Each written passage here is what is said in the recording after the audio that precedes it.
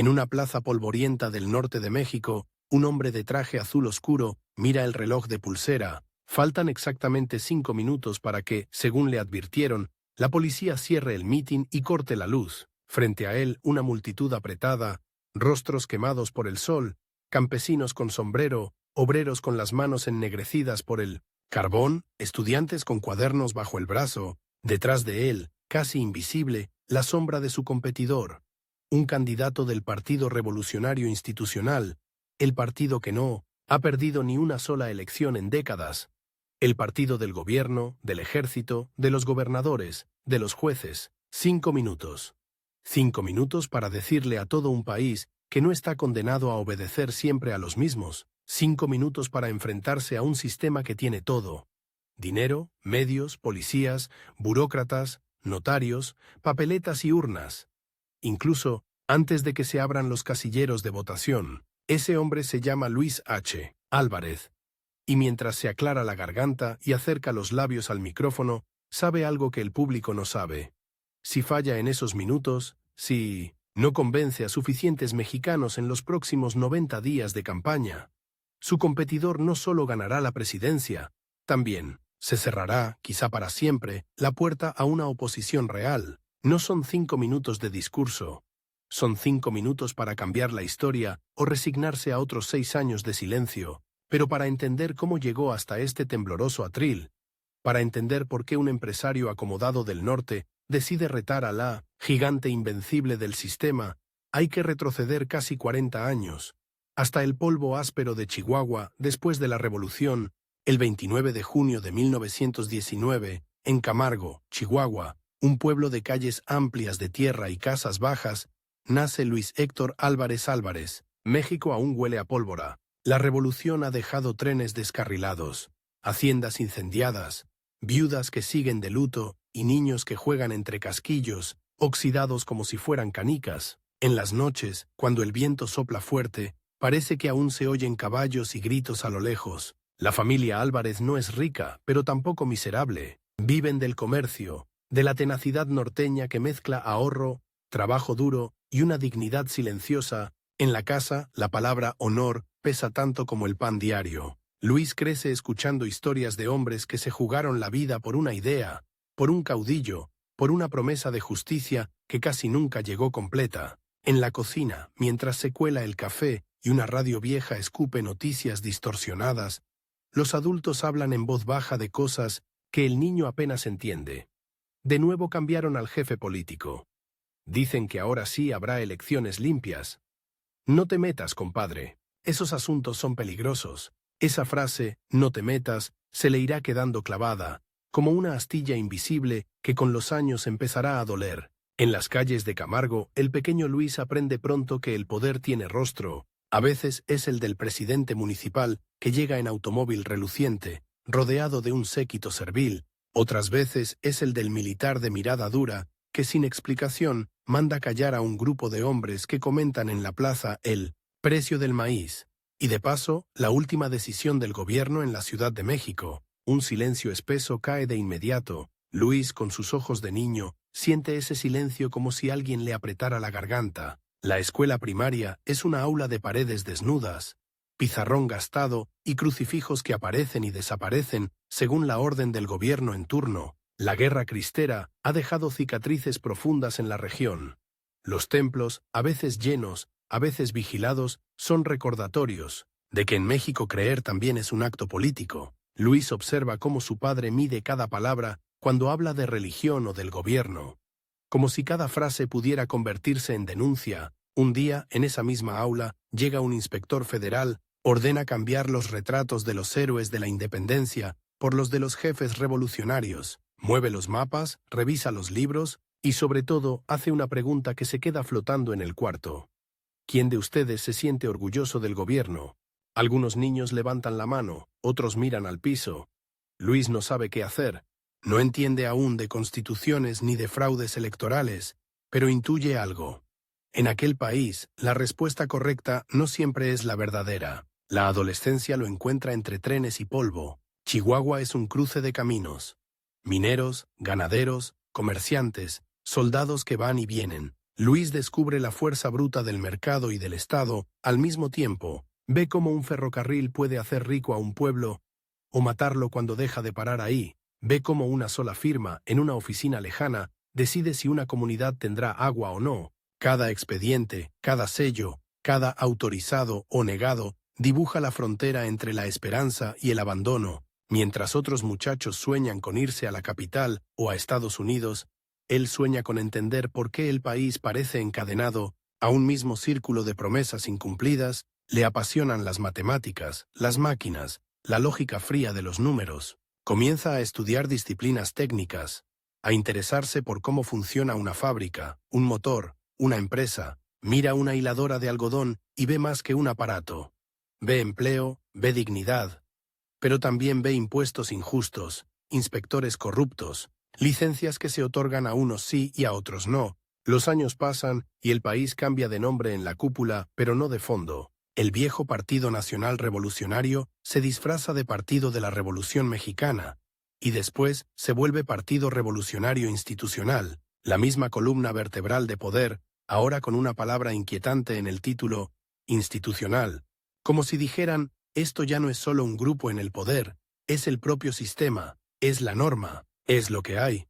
Luis, ya joven adulto, mira ese proceso con una mezcla de fascinación y recelo. Por un lado, la estabilidad, menos balaceras, menos jefes guerrilleros improvisados, menos trenes tomados a la fuerza. Por el otro, una sensación pegajosa de que el país ha sido domesticado.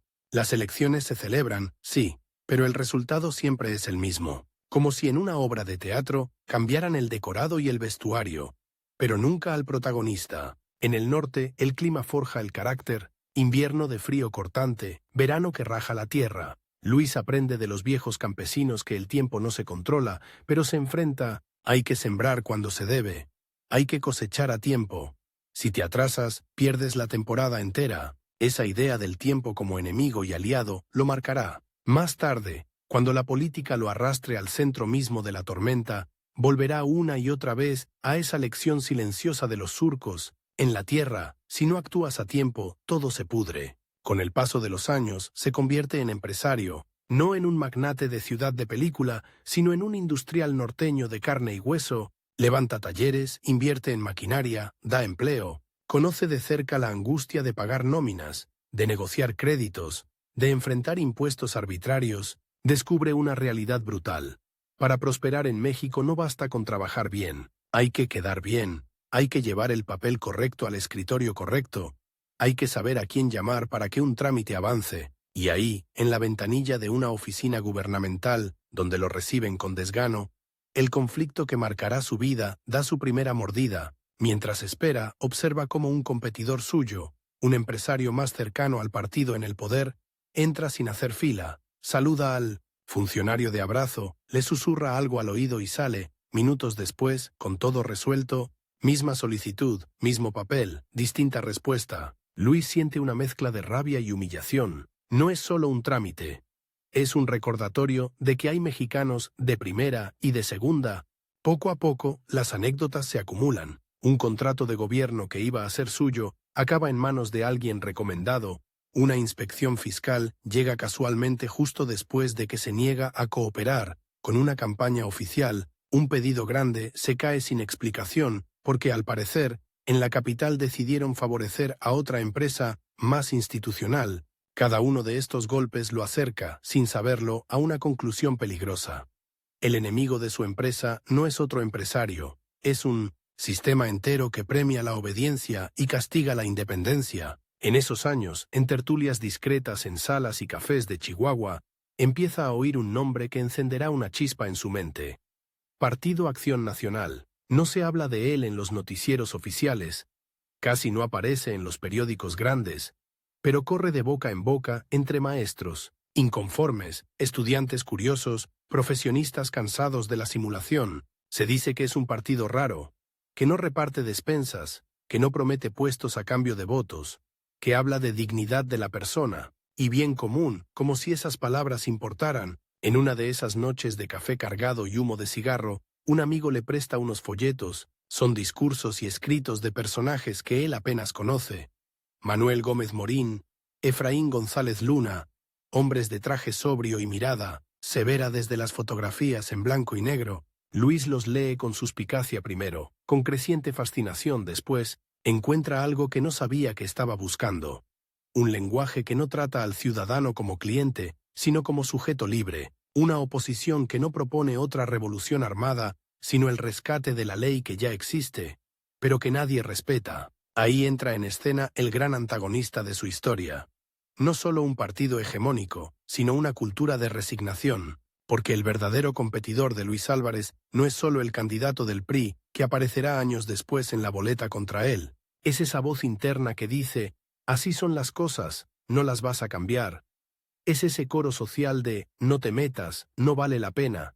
Durante un tiempo se resiste, es empresario, tiene familia, responsabilidades, meterse de lleno en política opositora no es un juego. En los años 40 y 50, ser del Partido Acción Nacional en Chihuahua no era una etiqueta elegante, era casi una provocación. Podía costar contratos, amistades, tranquilidad. Además, el reloj de su propia vida corre. Tiene que consolidar su negocio, asegurar el futuro de los suyos, va a poner todo eso en la balanza contra un sistema aparentemente invencible. Pero las pequeñas heridas diarias socavan sus dudas. Una mañana, un trabajador suyo llega con la camisa rota y la cara golpeada. Venía de un mitin opositor en el que se atrevió a levantar la voz contra el cacique local. Lo esperaron en la esquina de su colonia. Nadie fue a levantar un acta. Nadie vio nada.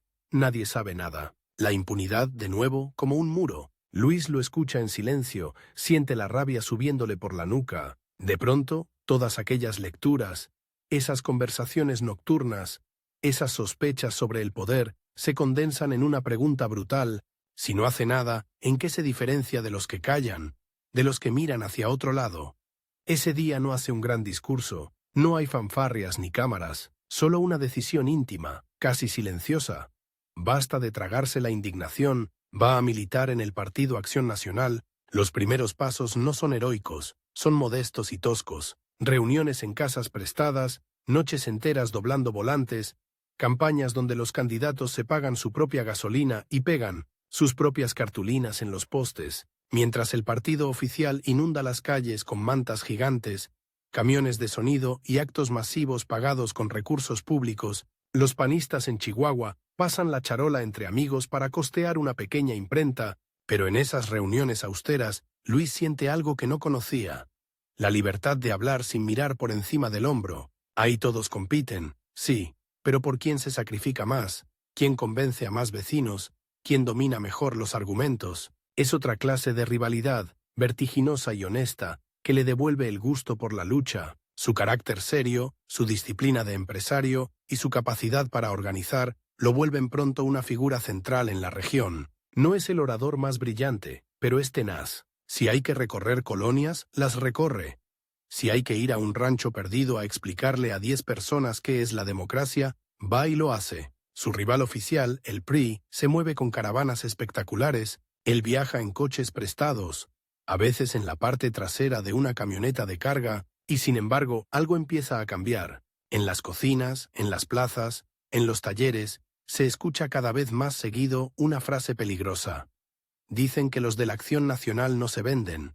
La sola posibilidad de que haya políticos que no trabajan para el gobierno, sino para los ciudadanos, se vuelve un rumor electrizante. El sistema, acostumbrado a ganar por default, empieza a desconfiar de ese empresario incómodo que no acepta arreglos. Los años 50 traen un nuevo nivel de tensión. México presume estabilidad y crecimiento económico, pero el precio es un control político férreo. Se permite la oposición, pero como adorno. Se tolera la crítica, siempre que no pase de cierta raya. En ese tablero cuidadosamente controlado, la figura de Luis Álvarez se vuelve incómoda. No solo protesta, se organiza, no solo denuncia, compite. En conversaciones que terminarán siendo decisivas, los líderes nacionales del Partido Acción Nacional buscan en las provincias a alguien capaz de encarnar una candidatura presidencial que, aunque sin grandes probabilidades de triunfo, pueda sacudir el tablero. Necesitan a alguien que no tenga miedo de desafiar cara a cara al coloso priista, y en Chihuahua todos señalan al mismo hombre. El empresario textil, el opositor tenaz, el que no se deja doblar aunque le cueste contratos y amistades. Cuando la propuesta llega, lo toma por sorpresa. No es un ambicioso profesional de la política que sueña con los pinos desde joven. Es, ante todo, un hombre de su tierra, que conoce más de máquinas que de cámaras de televisión. Ser candidato presidencial en un país donde la presidencia parece heredarse dentro de un solo partido no es un honor simbólico. Es ponerse en la mira, es declarar una guerra desigual al rival más poderoso del continente. Un partido de Estado que se confunde con el propio gobierno, la noche en que debe decidir lo encuentra solo, sentado a la mesa de su casa, con una taza de café que se enfría poco a poco. Sobre el mantel hay papeles, cifras, encuestas que no favorecen a nadie que no tenga las siglas del PRI. Desde la radio llega, suave pero persistente, la voz de un locutor que celebra los logros del señor presidente y de su partido, que una vez más promete conducir al país al progreso. Luis mira el reloj. Tiene pocas horas antes de responder a la dirigencia nacional. Sabe que, si dice que sí, el competidor que ha tenido enfrente de manera difusa, como un monstruo burocrático sin cara, se convertirá en un adversario directo y personal. Sabe también que el tiempo juega en contra. Una campaña corta, con pocos recursos, contra un aparato que lleva décadas perfeccionando el arte de ganar. La pregunta es simple y despiadada. ¿Arriesgarlo todo por una lucha que parece perdida de antemano? ¿Enfrentar a un rival que no solo controla la boleta, sino también al árbitro, el estadio y hasta las porras? ¿O seguir en la relativa comodidad de la oposición local, gritando desde la orilla sin meterse al centro del ring? Mientras la madrugada se espesa, mientras las luces de Chihuahua se apagan una a una, Luis recuerda al niño que fue, en aquella escuela, de paredes desnudas, dudando si debía o no levantar la mano, cuando el inspector federal preguntó quién estaba orgulloso del gobierno. Recuerda al trabajador golpeado por hablar de más, recuerda las filas eternas en las oficinas públicas, los contratos arrebatados, las risas discretas de los que se sabían intocables. El reloj marca las 3 de la mañana. El café está frío. Sus manos tiemblan un poco, no de miedo, sino de conciencia del peso de la decisión. Sabe que, si acepta, se pondrá frente al competidor más implacable de su vida, con un tiempo límite riguroso.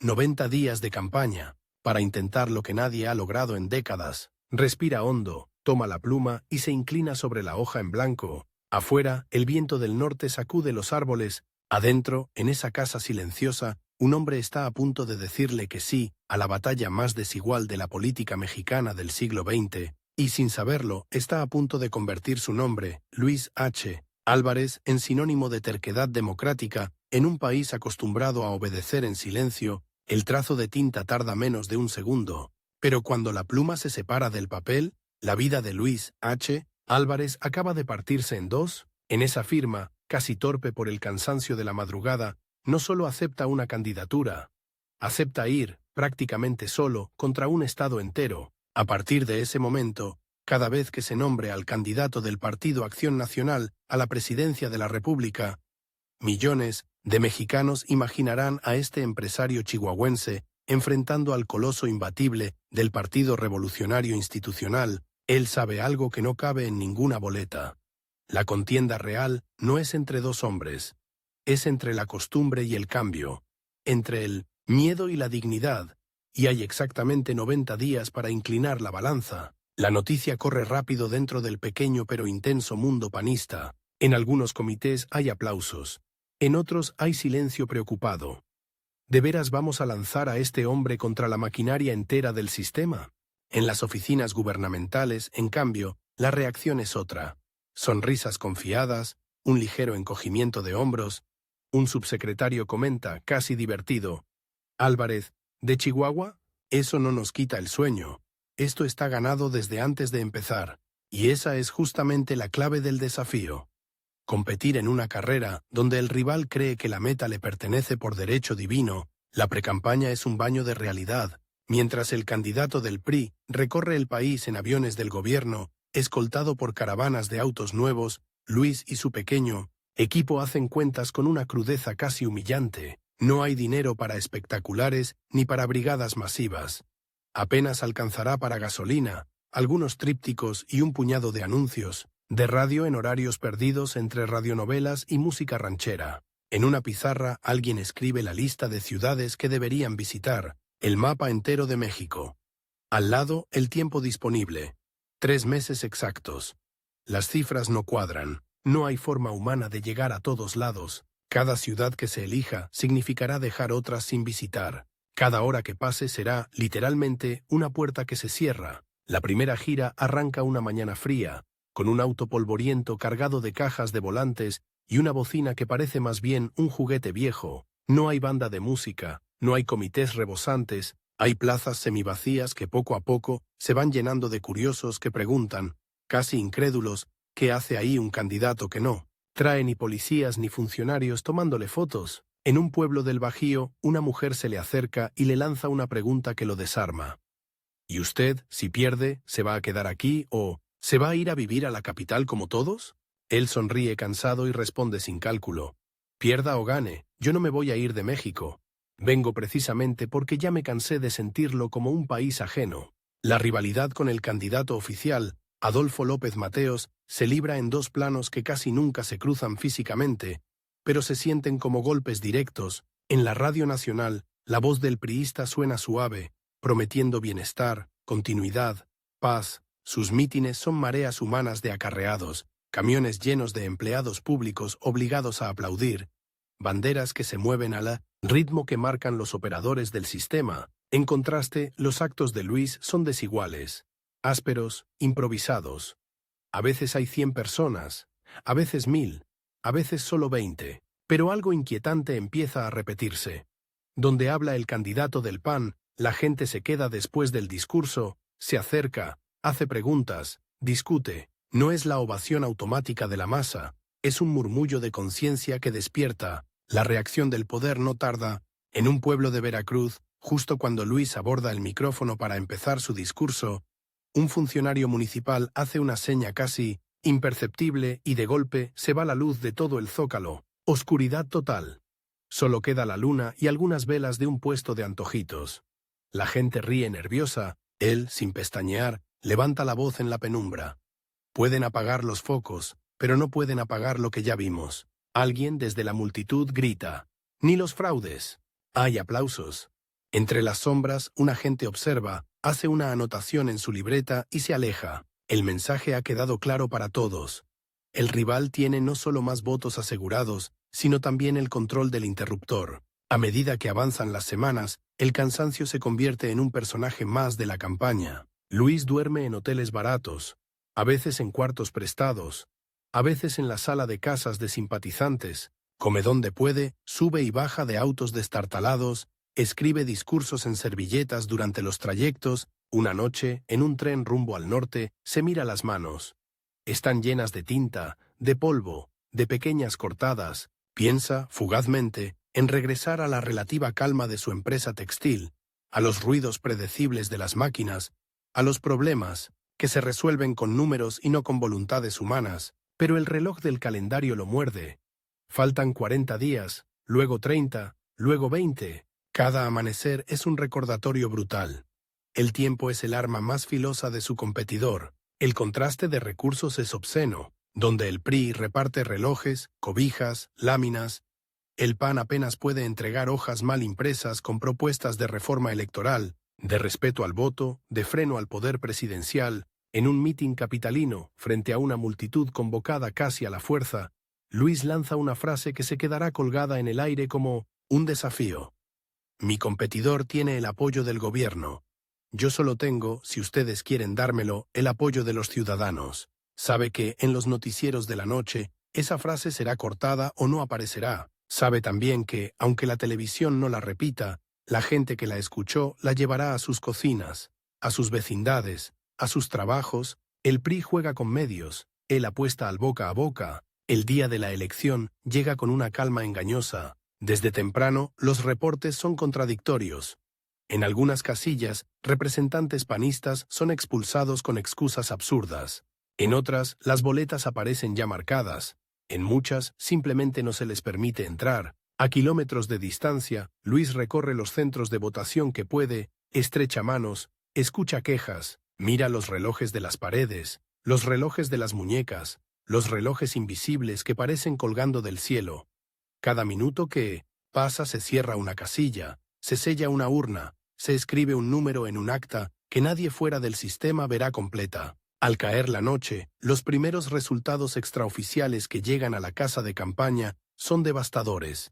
El candidato del PRI aventaja por un margen que parece escrito no con tinta, sino con decreto. La versión oficial no se hace esperar. Con voz serena, los voceros del gobierno declaran que el pueblo mexicano, libre y masivamente, ha respaldado al candidato del PRI. Las cifras son apabullantes. Más del 90% de los votos para el partido oficial, una migaja para la oposición. A los ojos del sistema, Luis H. Álvarez ha sido un detalle anecdótico en una elección ya decidida, pero en el interior del PAN la lectura es otra. Pese al fraude, pese a la desigualdad absoluta, miles de ciudadanos se atrevieron, por primera vez, a votar contra el gobierno. Es un número pequeño frente al océano priista, pero es también una grieta real en la muralla. Para Luis, la noche del resultado es un choque de trenes interno, en una habitación casi vacía, con papeles desordenados y ceniceros llenos, lo asalta la sensación de haber arriesgado todo para encontrarse, de nuevo, con la burla de una democracia simulada. Algunos aliados le sugieren que descanse, que vuelva a su empresa, que se dedique a sus asuntos. Ya hiciste lo tuyo, Luis. No vale la pena seguir chocando contra esa pared. El gran rival, el sistema, el PRI, la cultura del no te metas, parece haber ganado por nocaut, pero en medio de la resaca aparece un giro inesperado. Su campaña, que en votos oficiales se traduce en derrota, ha dejado un rastro de algo que no se puede contar con actas. Comités locales, que antes no existían, jóvenes que descubrieron en la oposición una vocación de vida, comunidades donde, por primera vez, se habló abiertamente de fraude, de abuso, de dignidad. En Chihuahua, particularmente, su nombre se ha convertido en referencia ineludible cuando se habla de política. Los caciques locales lo ven como un peligro. Los ciudadanos inconformes, como la prueba de que sí se puede alzar la voz sin desaparecer. La derrota electoral se convierte, sin que él lo hubiera planeado, en el punto de partida de una nueva biografía. La del opositor que no se rinde. Los años 60 y 70 son, hacia afuera, décadas de milagro mexicano, crecimiento económico, estabilidad política, pero por debajo de la alfombra el polvo se acumula. Presos políticos, sindicatos controlados, dirigentes incómodos silenciados. Luis vuelve a concentrarse en sus negocios, sí, pero no abandona la arena. Es consejero, organizador, maestro informal de nuevas camadas panistas que lo buscan para que les cuente, una y otra vez, cómo fue enfrentarse cara a cara con el monstruo de la elección presidencial. En tertulias discretas, describe con precisión las trampas, las omisiones, los mecanismos invisibles. No es un veterano que cuenta batallitas para presumir. Es un estratega que está afinando, con cada recuerdo, las armas de la próxima generación. Mientras tanto, el PRI perfecciona su hegemonía. En 1976, el Partido Acción Nacional decide algo tan dramático como silencioso: no postular candidato a la presidencia. El resultado es grotesco. José López Portillo aparece prácticamente solo en la boleta, coronado sin competencia real. Para millones, esa elección confirma lo que ya sospechaban. Votar o no votar da lo mismo. Para Luis, en cambio, es una herida profunda. Ve en esas papeletas casi vacías el triunfo absoluto de su competidor histórico. No solo ganar elecciones, sino convencer a la oposición de que no vale la pena ni presentar pelea. Esa renuncia, más que cualquier fraude, le parece intolerable. En las reuniones internas del PAN, su voz se vuelve más firme, más urgente. Insiste en que el partido no puede seguir jugando al opositor decorativo, ni al opositor ausente. Si no estamos en la boleta, no estamos en la conciencia de la gente, repite. Otros, cansados o temerosos, le responden que competir es desgastante, que el sistema siempre encontrará la manera de arrebatarles el triunfo. Él, con la paciencia terca del norte, recuerda una y otra vez el campo de Chihuahua. Los ciclos de siembra que se pierden si uno decide no sembrar. El día que dejemos de sembrar votos, ellos habrán ganado para siempre, sentencia. Sin saberlo, está forjando el discurso que lo llevará de regreso, no solo como candidato, sino como símbolo de una resistencia que se niega a extinguirse. La oportunidad llega otra vez desde su tierra. A principios de los años 80, Chihuahua hierve. La crisis económica ha golpeado los bolsillos. La corrupción de los gobiernos locales es un secreto a voces. los campesinos se quejan, de créditos negados, los comerciantes de inspecciones selectivas, la figura del alcalde priista de la capital se asocia más con compadrazgos que con servicio. El desgaste del sistema es evidente. Dentro del PAN, alguien lanza la pregunta en una reunión que parece trivial, pero tendrá consecuencias profundas. ¿Y si en lugar de pensar solo en la presidencia, empezamos por ganar una ciudad clave? ¿Y si Chihuahua se convierte en el laboratorio del cambio? Los ojos se vuelven inevitablemente hacia el mismo hombre. Luis H. Álvarez ya no es el joven candidato de los años 50. Cargaba en el rostro las marcas del tiempo y las derrotas, pero también una autoridad silenciosa que no se improvisa. Sabe, mejor que nadie, que enfrentarse al PRI en su propia casa es casi una locura. La capital del estado es el patio trasero del gobernador, el centro neurálgico de los negocios, la vitrina del partido oficial, pero también sabe, con intuición de estratega, que si se gana ahí, aunque sea una sola vez, el mensaje será devastador para el régimen. El invencible puede sangrar. De nuevo aparece el viejo enemigo, el reloj. Las elecciones municipales se acercan. Hay pocos meses para armar estructura, conseguir recursos, convencer a una población acostumbrada a ver al PAN como el que siempre pierde. Su competidor directo, el candidato priista a la alcaldía, no solo cuenta con el respaldo del gobernador, sino con oficinas, vehículos, nóminas enteras dispuestas a hacer campaña encubierta. El contraste es brutal. Mientras uno puede mandar a empleados municipales a pegar propaganda en horario de trabajo, el otro tiene que pedir permiso, casi disculpándose, para que voluntarios dejen por unas horas sus talleres y sus comercios. La campaña por la presidencia municipal de Chihuahua en 1983 se vuelve una carrera contra el tiempo y contra la incredulidad. En mercados y tianguis, muchos ciudadanos lo escuchan con atención, pero cierran la conversación con un suspiro resignado. Se oye, muy bonito, don Luis, pero nunca los van a dejar ganar. Esa frase, nunca los van a dejar ganar, se clava como un dardo. Ya no es solo el PRI su adversario, es ese fatalismo que impide que la gente siquiera imagine un resultado distinto. Cada mitin, cada visita casa por casa, es una batalla doble. Contra el aparato oficial y contra la idea de que el aparato es invencible. Sin embargo, algo distinto empieza a notarse, a diferencia de la elección presidencial, donde el adversario vivía en la lejanía de la Ciudad de México, ahora el enemigo tiene rostros conocidos, el funcionario prepotente, el policía abusivo, el burócrata que pide mordida. Cuando Luis habla de corrupción, los vecinos pueden ponerle nombre y apellido a los ejemplos. Cuando promete transparencia, algunos se atreven a fantasear con un palacio municipal que no sea solo la sede de los poderosos, sino un lugar donde el ciudadano entre sin miedo. Las encuestas, pocas, tímidas, casi clandestinas, empiezan a revelar un dato que suena a herejía. El candidato del PAN está empatado, o incluso arriba, del candidato del PRI en la capital de Chihuahua. El nerviosismo se apodera del partido oficial. Los operadores priistas multiplican visitas, favores, regalos, llaman a la capital del país, piden instrucciones. No podemos perder Chihuahua, dice un gobernador alterado. Se afinan planes de contingencia, se diseñan maniobras legales y extralegales. Del lado de Luis, el ambiente es otro.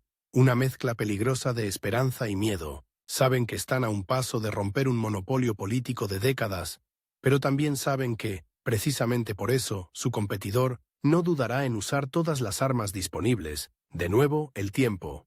Faltan 2 semanas, luego 1, luego 3 días. Cada amanecer trae una nueva amenaza velada, un nuevo rumor de maniobra sucia. La noche de la elección municipal cae sobre Chihuahua con un cielo cargado, como si hasta las nubes supieran que algo anómalo está por suceder. Desde temprano, las casillas registran una afluencia inusual. Gente que nunca había votado se forma, con paciencia, bajo el sol o el viento. Observadores improvisados, vecinos que vigilan de cerca el conteo. El PRI intenta sus viejos trucos, pero algo ha cambiado.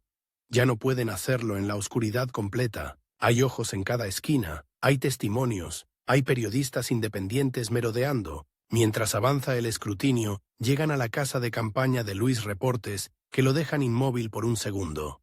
Casillas completas, donde el PAN no solo compite, sino gana. Las horas se estiran como chicle. A medianoche, los números extraoficiales pintan un escenario que habría parecido ciencia ficción unos meses antes. El candidato de 1900 oposición aventaja en múltiples distritos. El PRI duda, titubea, intenta congelar la información. En las calles, los rumores corren más rápido que cualquier boletín. Dicen que ya ganó don Luis. Frente a las oficinas municipales, ciudadanos indignados se plantan, con velas y pancartas, en un acto espontáneo de vigilancia. No quieren que otra vez la noche se trague su voluntad. Del otro lado, en un edificio gubernamental, un reducido grupo de funcionarios hace llamadas frenéticas. Calcula escenarios, sopesa el costo de aceptar o desconocer el resultado, cuando en las primeras horas de la madrugada empiezan a filtrarse datos que confirman lo impensable. Luis H. Álvarez ha ganado la presidencia municipal de Chihuahua. El silencio que precede a la noticia es casi religioso. No hay fuegos artificiales pagados por el erario. No hay cadenas nacionales celebrando. Hay lágrimas discretas en ojos de gente que, toda su vida, escuchó que ellos nunca permitirían una derrota. Hay abrazos incrédulos, risas nerviosas, miradas al reloj como si, en cualquier momento, alguien fuera a entrar por la puerta y gritar que todo fue un error. En esa frontera difusa entre la noche y el amanecer, el competidor que se creía invencible siente por primera vez el filo real de la democracia, y Luis, con el rostro cansado y la voz rasposa de tantas campañas, entiende que acaba de cruzar una línea de la que ya no habrá regreso. Ha pasado de ser el eterno opositor derrotado, al hombre que, por primera vez, arrebata al sistema un pedazo concreto de poder. El reloj vuelve a andar, pero ahora marca otro tipo de cuenta regresiva. La de demostrar, desde el gobierno, que la victoria no fue un accidente, sino el inicio de algo mucho más grande. El festejo dura unas horas, luego llega el golpe. Al amanecer, Luis H. Álvarez descubre que ganar una elección en Chihuahua no significa gobernar Chihuahua. El Palacio Municipal, que ahora lleva su nombre en las actas, sigue cercado, simbólicamente, por el verdadero dueño del poder. El gobernador, priista, las camarillas enquistadas, los burócratas que llevan décadas obedeciendo una sola consigna tácita. Al que viene del PAN, déjenlo solo, y si se puede, déjenlo caer. Los primeros días son una mezcla extraña de euforia y sabotaje. Afuera, en la plaza, la gente quiere verlo, tocarlo, agradecerle. Adentro, en las oficinas, los expedientes desaparecen, las llaves no aparecen, los jefes de departamento se reportan enfermos o de vacaciones. El nuevo alcalde camina por pasillos donde las lámparas parpadean como si dudaran también de la alternancia. En una bodega descubre archivos arrumbados, cajas con cuentas sin aclarar, facturas infladas. El esqueleto del viejo régimen municipal, tirado en el piso como si no fuera de nadie, convoca al primer gabinete, mira a su pequeño equipo. Abogados jóvenes que nunca han manejado una nómina pública, contadores que aprendieron política leyendo, panfletos, vecinos que pasaron de quejarse en sobremesas a sentarse frente a un escritorio oficial. Nadie trae la experiencia de los viejos funcionarios. Todos traen algo más peligroso para el sistema. La sensación de estar haciendo historia. Luis abre la reunión con un trazo de urgencia. 3 años, 1095 días. Ni uno más. Ese es el tiempo que tienen para demostrar que un gobierno distinto no solo es posible, sino mejor. La lista de problemas es brutal. Finanzas en rojo, calles destrozadas, corrupción en la policía, caciques que tratan al municipio como si fuera su feudo particular, y, encima, la sombra del gobernador, que controla el presupuesto estatal y mira con desconfianza a ese presidente municipal que no le debe favores. El rival ya no es solo el PRI como sigla. Es un enjambre de intereses que huelen en el aire que algo peligroso está en juego. Si al PAN le va bien en la capital, la idea de cambio podría contagiarse al resto del Estado, al resto del país. En lugar de atrincherarse, Luis hace algo que descoloca a todos. Abre las puertas, literalmente.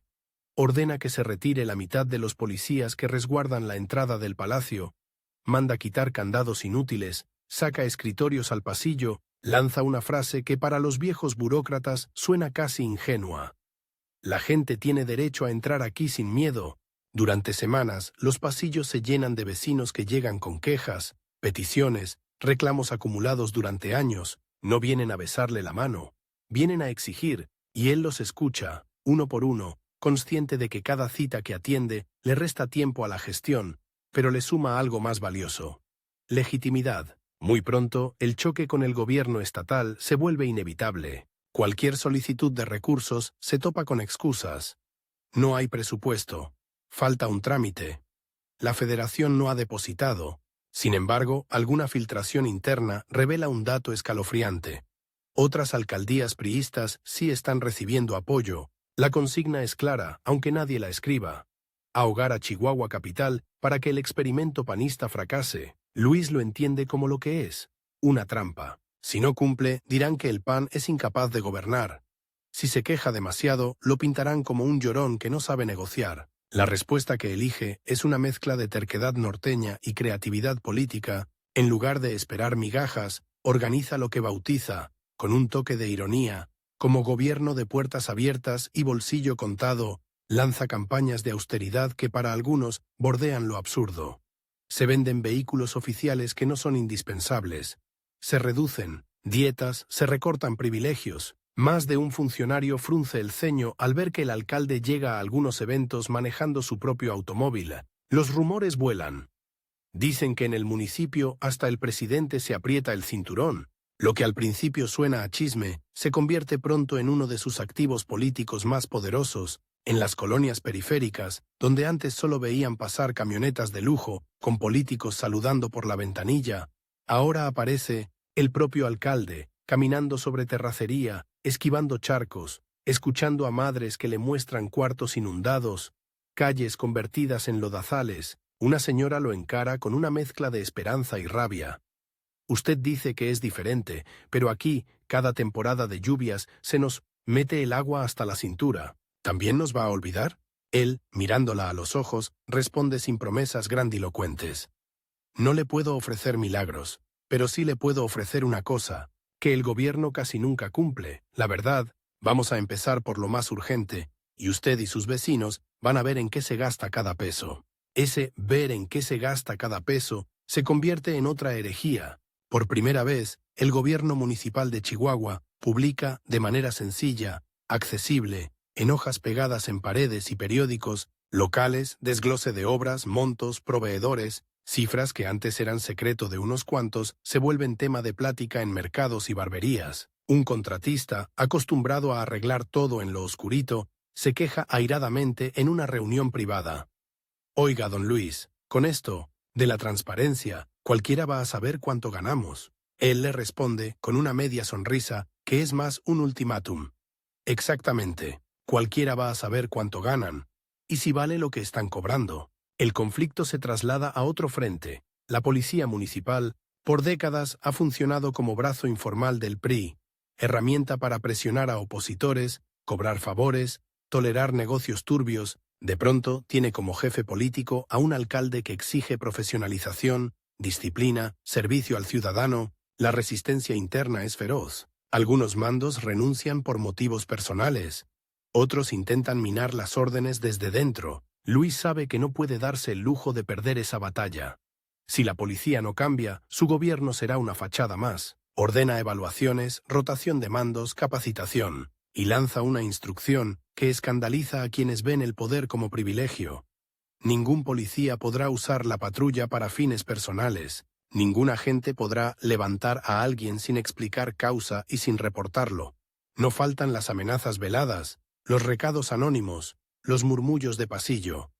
Se está metiendo en terreno peligroso, presidente, pero cada denuncia ciudadana atendida, cada acto de corrupción cortado de raíz, le da combustible moral a su proyecto. La ciudad empieza a percibir algo inédito. El gobierno municipal no es omnipotente, pero está de su lado. Mientras tanto, en el PRI estatal, la alarma crece. Los informes internos hablan de algo inaudito. Niveles de aprobación altos para un alcalde opositor en la capital. El fantasma del efecto contagio ronda las reuniones del gobernador. No es solo que Luis repare calles o limpie parques. Es que está demostrando, en la práctica, que se puede gobernar sin someterse a los viejos vicios. En el lenguaje frío de los operadores políticos, eso tiene un nombre: peligro estructural. La tensión se intensifica cuando se acerca el final del trienio. De nuevo, el viejo enemigo aparece en el calendario. Le quedan pocos meses para consolidar obras, programas, cambios administrativos, y al mismo tiempo, en el horizonte asoma una nueva batalla, mucho más grande, mucho más decisiva. La elección de gobernador de 1986. El PAN decide lanzarse con todo. El candidato será un joven chihuahuense de carácter firme, Francisco Barrio. Pero muchos de inmediato miran a Luis. Él ya anunció que no buscará otro cargo inmediato.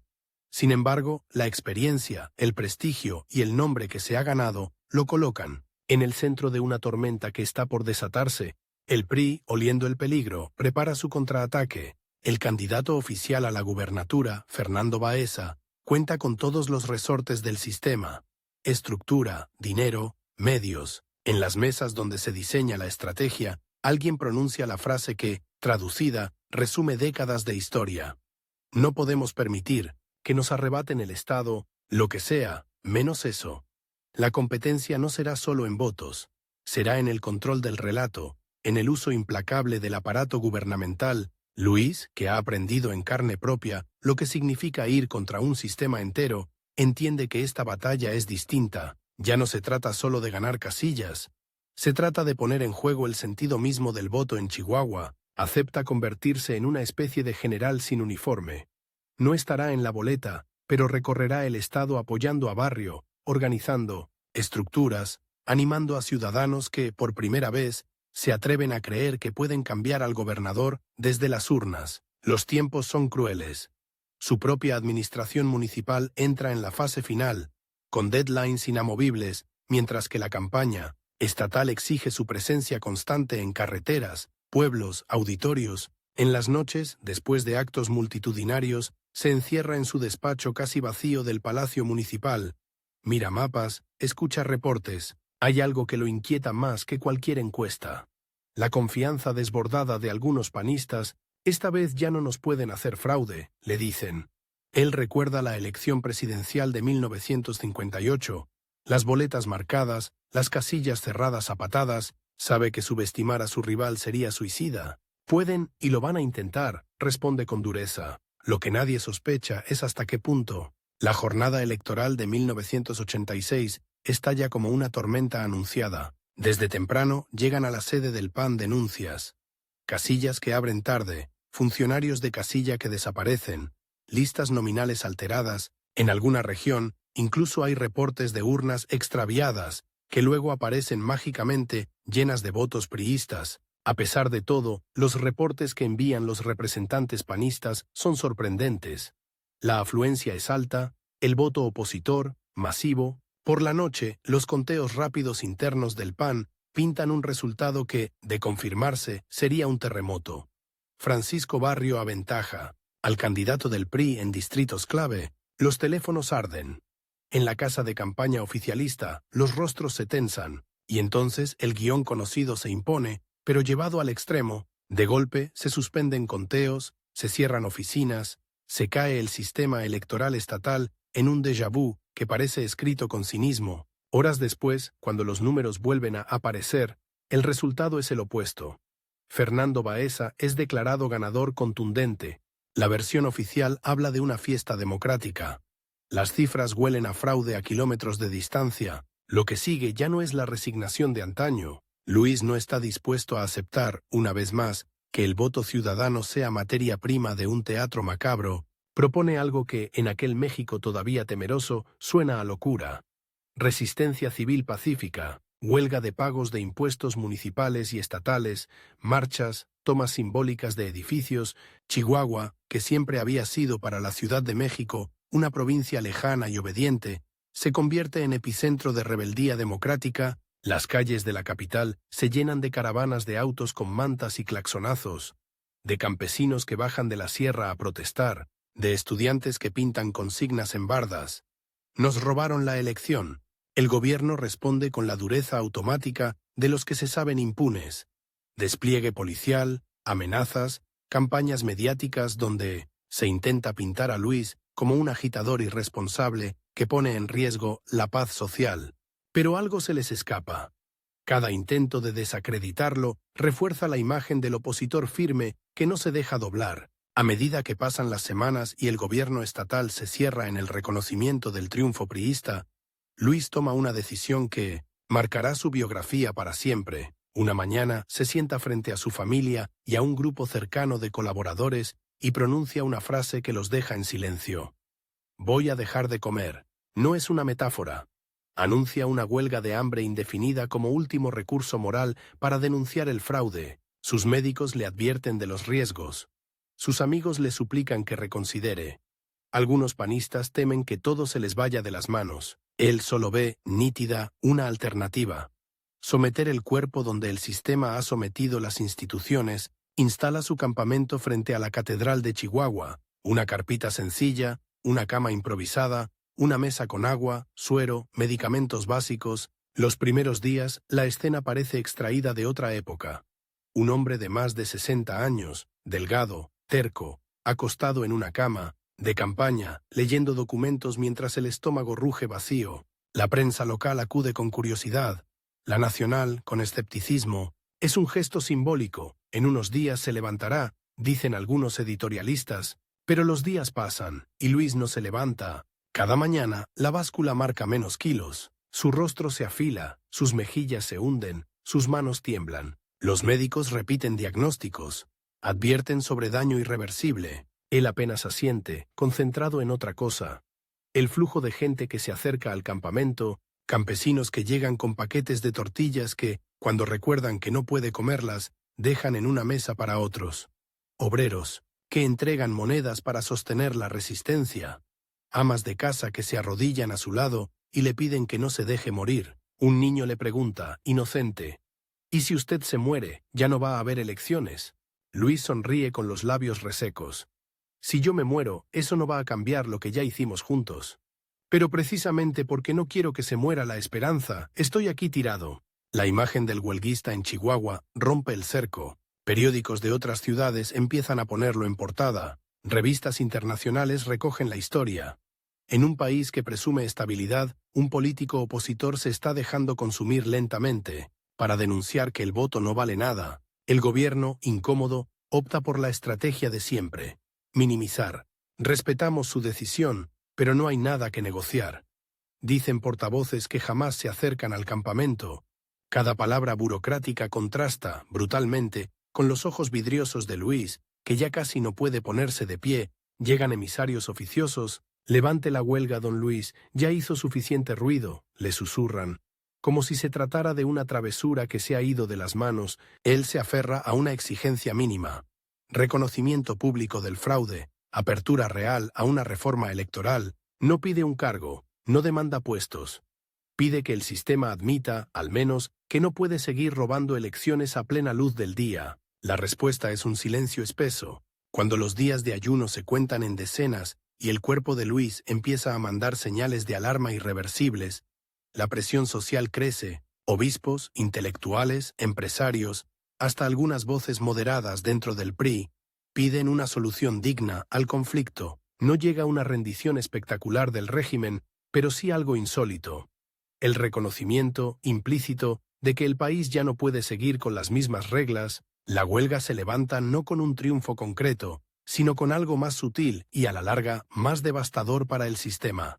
La instalación, definitiva en la conciencia colectiva, de que en Chihuahua hubo un robo electoral masivo, de que la oposición está dispuesta a llegar hasta las últimas consecuencias morales, de que el monopolio del PRI no es invulnerable. El cuerpo exhausto de Luis, que tarda semanas en recuperarse, se convierte en símbolo viviente de esa resistencia. Paradójicamente, mientras en Chihuahua el PRI mantiene el cargo, en todo el país las grietas se multiplican. El PAN crece en diputaciones, en alcaldías, en presencia social. En 1987, cuando el partido busca un nuevo presidente nacional, los ojos vuelven una vez más hacia el hombre que se acostó en una cama de campaña para defender el voto. Luis acepta asumir la dirigencia. Pasa, de golpe, de administrar una ciudad y encabezar una protesta local, a coordinar una fuerza política que tiene, por primera vez, en décadas, una posibilidad real de disputar espacios de poder en serio, en la sede nacional del PAN, donde los muebles viejos crujen como si también estuvieran sorprendidos. Luis cuelga en la pared 2 mapas enormes de México. Uno con los estados, otro con los municipios. Cada raya azul, cada pequeño punto donde el PAN tiene presencia, se vuelve un recordatorio visual de la tarea titánica que enfrenta. Aquí vamos a pintar el país de otro color, pero no con ocurrencias, con trabajo, con candidatos serios, con gobiernos responsables. Repite, casi como mantra. Algunos militantes, acostumbrados a ser el partido testimonial, se incomodan con su tono firme, casi gerencial. Él no se disculpa. Sabe que el tiempo es corto. Cada sexenio que pasa sin cambio, la apatía se solidifica. Su rival, mientras tanto, se transforma pero no desaparece. El PRI entra en una etapa de crisis interna.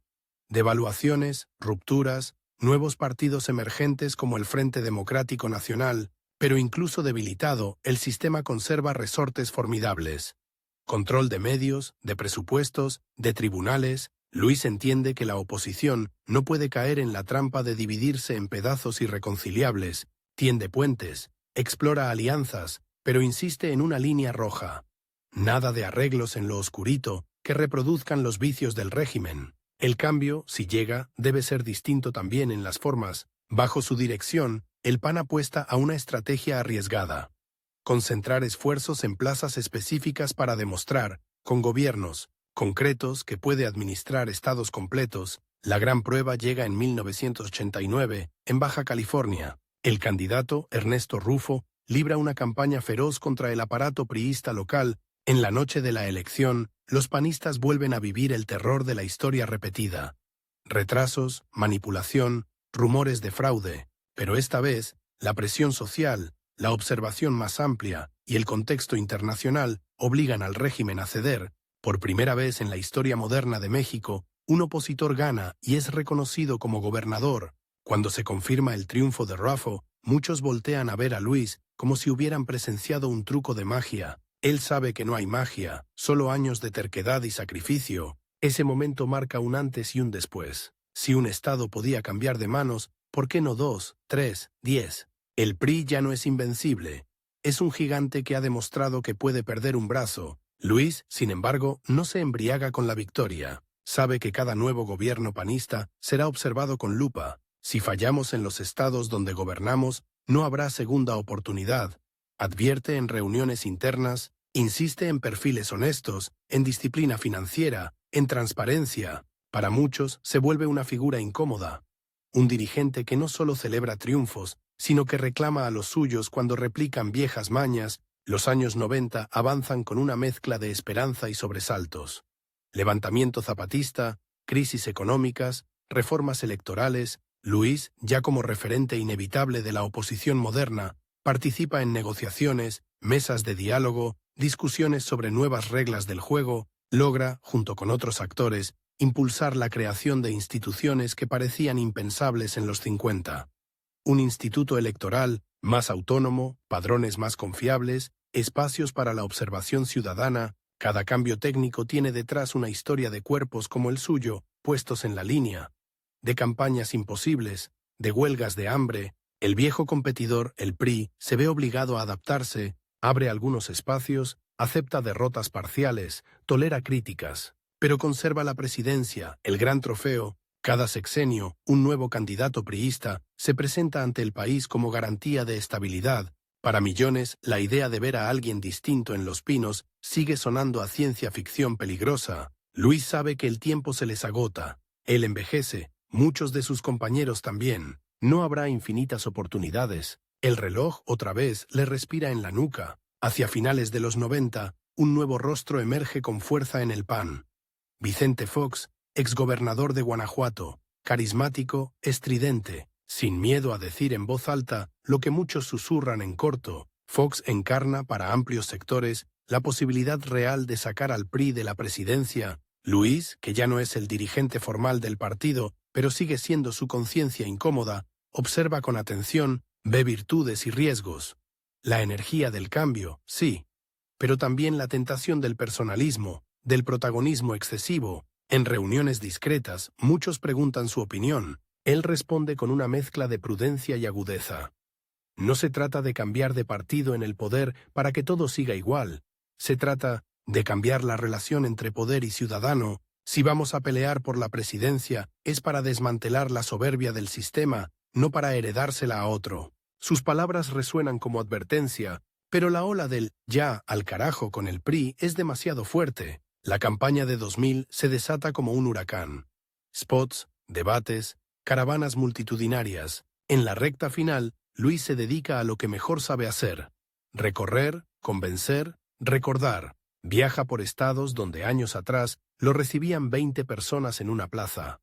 Ahora lo escuchan miles. Les habla no solo de Fox, sino de una historia larga de derrotas, fraudes, resistencia. Les recuerda que ese momento no cayó del cielo, que está construido sobre cada voto que se defendió contra la marea, sobre cada noche en vela contando actas, sobre cada huelga y cada marcha. El tiempo, que antes parecía enemigo invencible, se ha convertido en cómplice.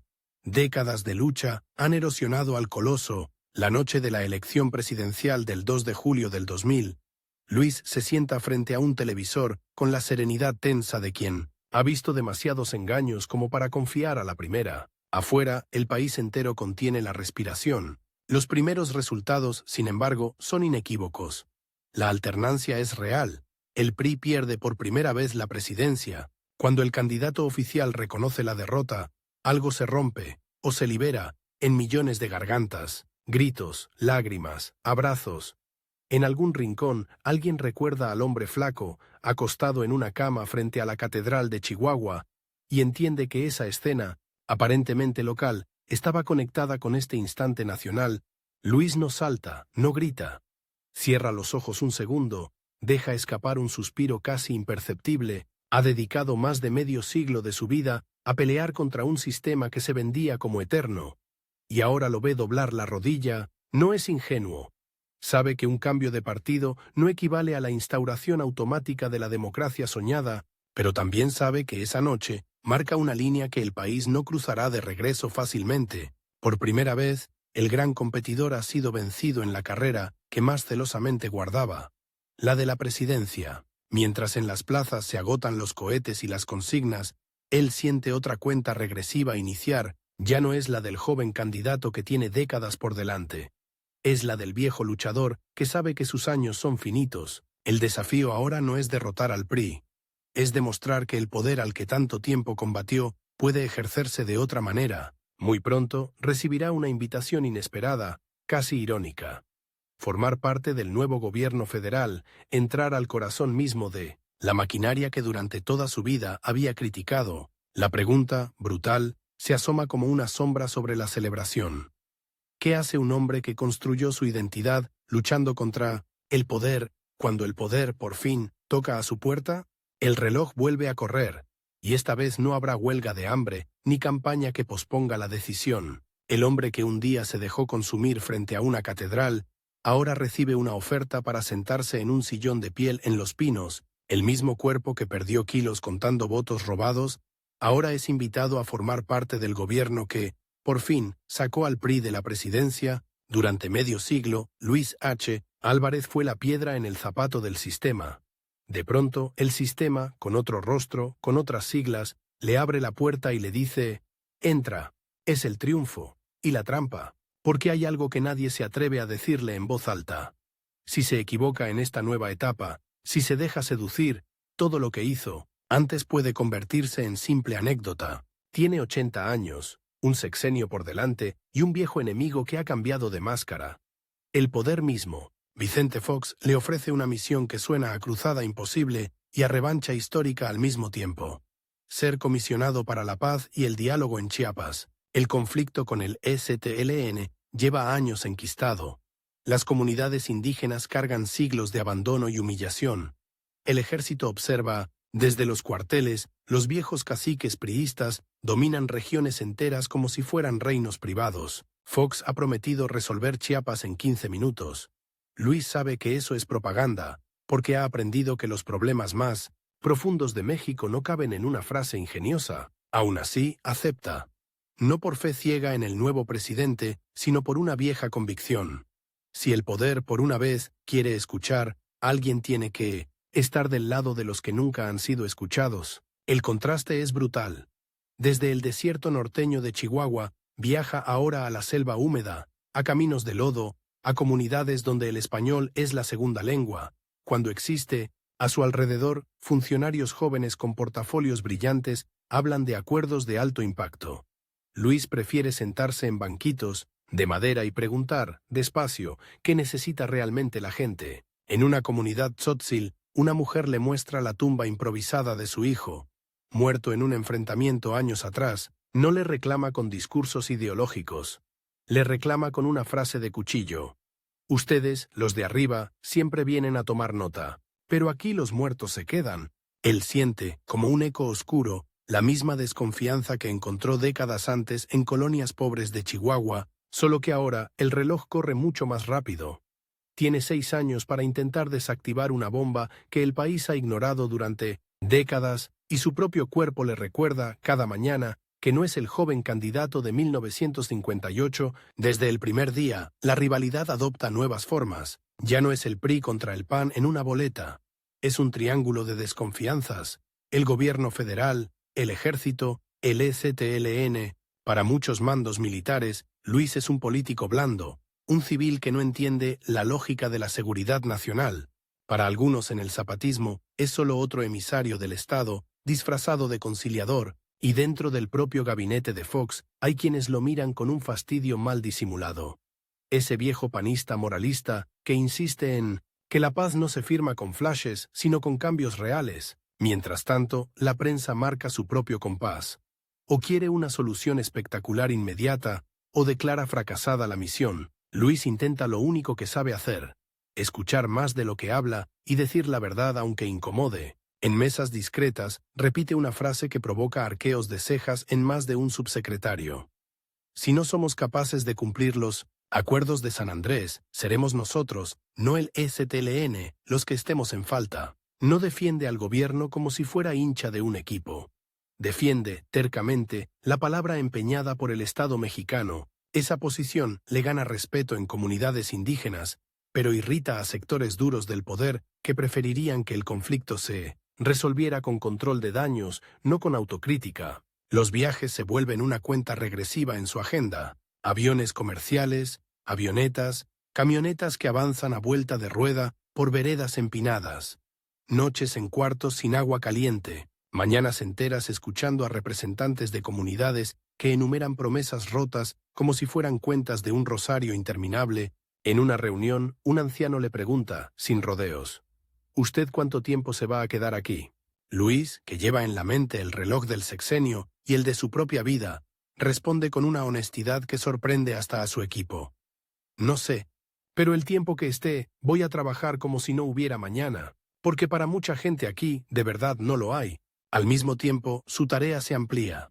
Lo nombran responsable de la Comisión Nacional para el Desarrollo de los Pueblos Indígenas. El título suena rimbombante, la realidad es tosuda. Presupuestos que se negocian centavo a centavo en la Secretaría de Hacienda.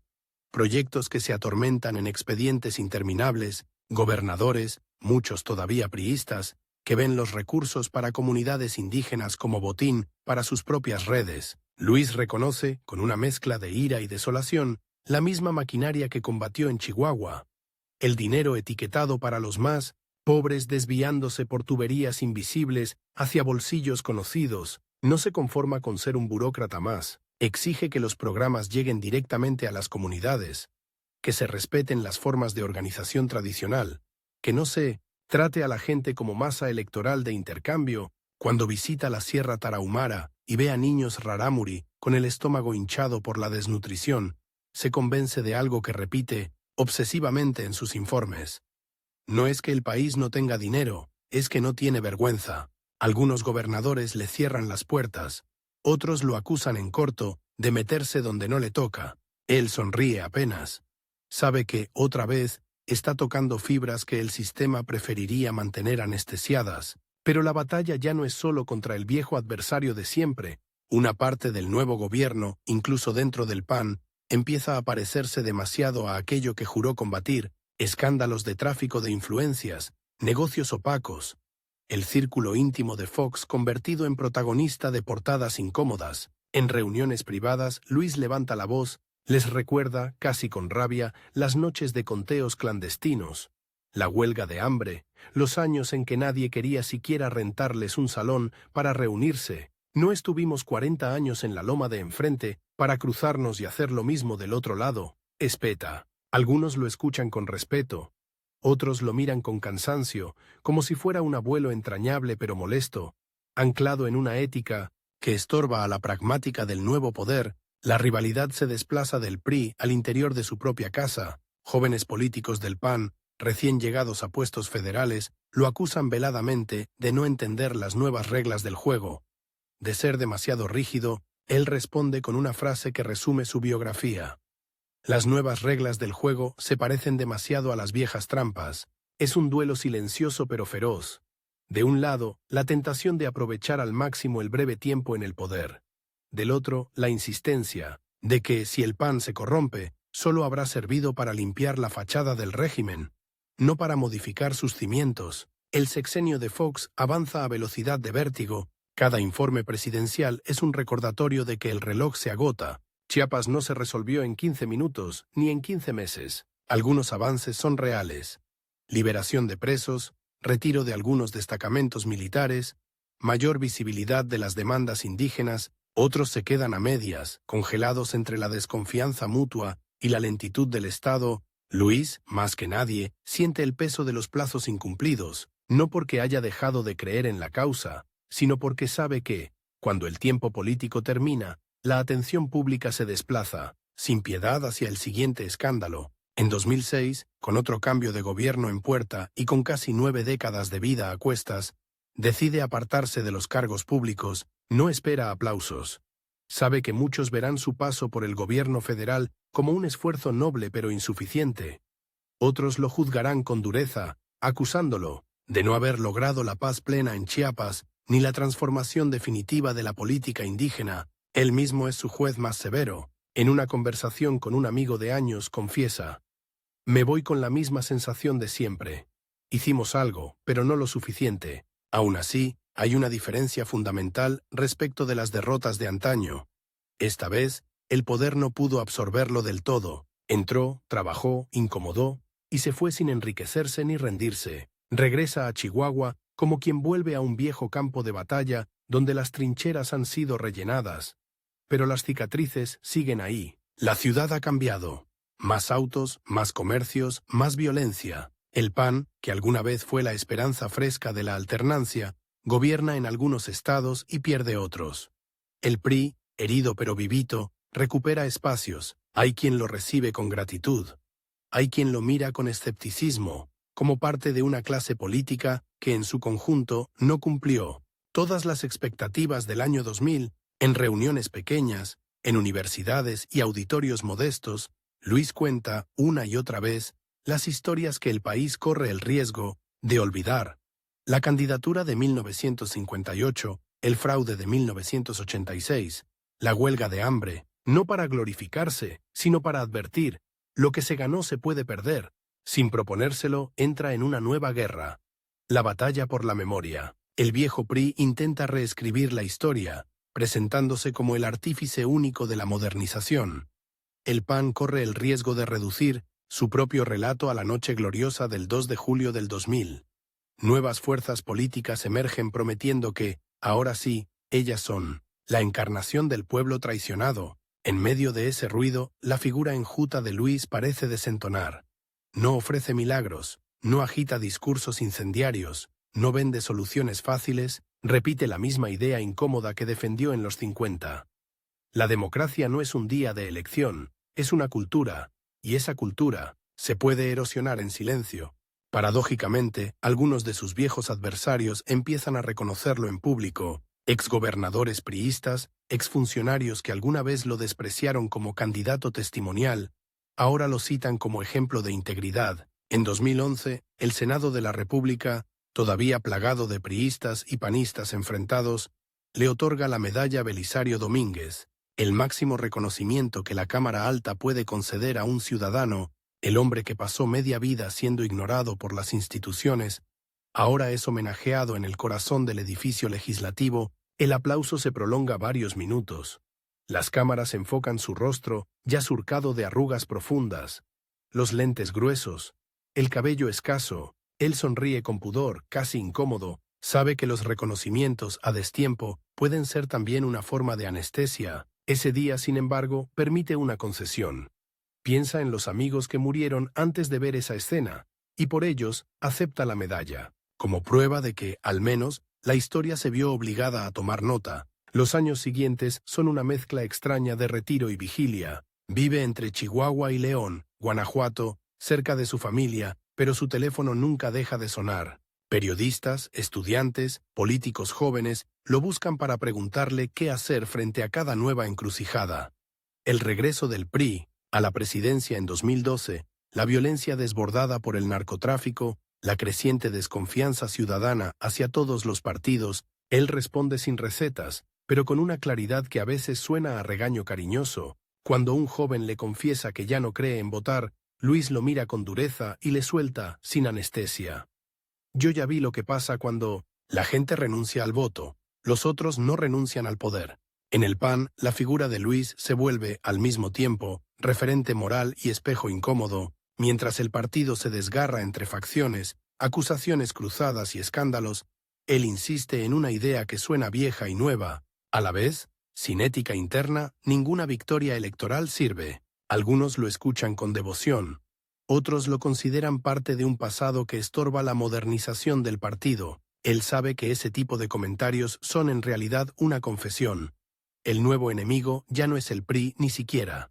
Es la tentación de resignarse a que todos son iguales. Su cuerpo empieza a reclamar la factura de tantas batallas, problemas respiratorios, cansancio persistente, revisiones médicas constantes. Sin embargo, hasta el final mantiene una obsesión que desconcierta a sus médicos. Quiere seguir enterado de cada elección, de cada reforma electoral, de cada intento de modificar las reglas del juego.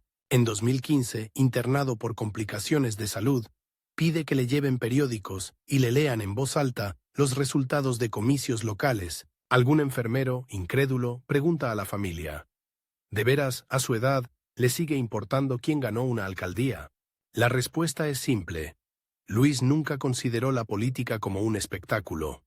Para él, cada casilla era un pequeño campo de batalla, donde se decidía si el país retrocedía o avanzaba un milímetro. El 25 de mayo de 2016, en León, su cuerpo finalmente se rinde. Tiene 96 años. No hay velorio de Estado ni funeral fastuoso, pero sí un hilo de homenajes sinceros que se va tejiendo desde las comunidades indígenas hasta las sedes partidistas, desde los viejos militantes panistas hasta algunos priistas que, sin cinismo, reconocen que él les enseñó a perder con dignidad. En Chihuahua, frente al Palacio Municipal, donde un día retiró candados para que cualquiera pudiera entrar sin miedo, las banderas ondean a media asta. Un grupo de ciudadanos se reúne espontáneamente en la plaza. Algunos fueron jóvenes brigadistas en los 80. Otros eran niños cuando él hizo su huelga de hambre. Varios solo conocen su nombre por referencias vagas. Un anciano levanta un cartel sencillo, escrito a mano: gracias, Luis, por no rendirte cuando era más fácil rendirse. Su legado no cabe en una estatua ni en una calle con su nombre. Está hecho de gestos que, durante mucho tiempo, parecieron inútiles. Plantarse frente a un gobernador durante un fraude, dormir en catres de campaña, renunciar a privilegios que otros consideraban naturales, aceptar un cargo en el gobierno solo para volver a decir que las cosas no iban bien. No fue un santo ni un estratega infalible.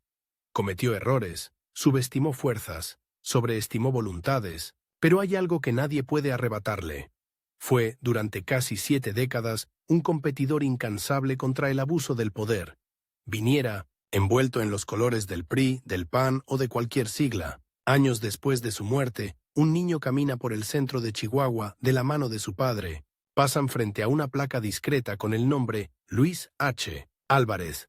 El niño pregunta quién fue. El padre duda un segundo. Luego, en lugar de hablar de cargos y fechas, le cuenta una imagen. Fue un señor terco que cuando le hicieron trampa en una elección, en vez de irse a su casa a llorar, se tiró en una cama frente a la catedral y dejó de comer para que todos se dieran cuenta. Y gracias a gente como él, hoy tú puedes votar cuando seas grande y que tu voto cuente más. El niño escucha en silencio, no entiende del todo, pero algo se le queda grabado. La idea de que, en un país donde el poder parecía eterno, hubo quien se atrevió a desafiarlo con el arma más extraña y peligrosa de todas, una vida entera, gastada a contracorriente, contra un reloj que nunca dejó de correr,